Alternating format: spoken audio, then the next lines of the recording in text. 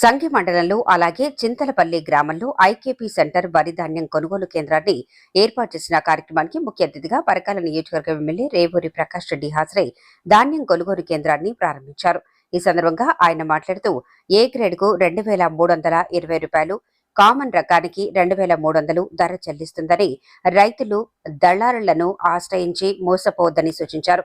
సన్న రకం ధాన్యానికి 500 రూపాయలు బోనస్ ప్రభుత్వం ఇస్తుందని, దాంతో సన్న రకం వరి సాగు భారీగా పెరిగింది అన్నారు.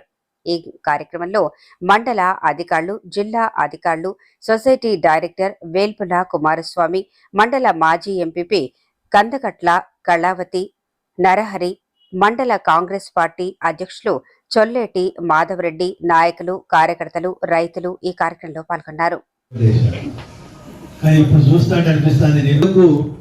ఈ ప్రభుత్వం ఇస్తున్న బోనస్ వలన అంటే ఎకరాకు ఒకటికి మీరు చూస్తే తక్కువ 25 క్వింటాలు వండుతున్నాయి అని అనుకుంటే 12,500 రూపాయలు అదనంగా కలిసి వస్తున్నది. అదే కాకుండా ఇవాళ పంట వేయడం కూడా పెరిగింది. గతంలో పోలిస్తే వేసే విస్తీర్ణం కూడా పెరిగింది. ఒకసారి చూస్తే మీరు మొత్తం రాష్ట్ర స్థాయిలో రబీలో గతంలో 14 లక్షల ఎకరాలలో సన్నాలు వేస్తే ఈసారి 23,52,000 ఎకరాలలో అంటే దగ్గర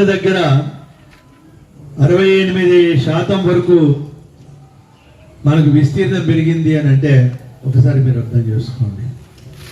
ఈరోజు మనం చూస్తే టోటల్గా 50,61,000 ఎకరాలలో మన 50,61,000 టన్నులు ఇప్పుడు దిగుబడి వస్తున్నాయి.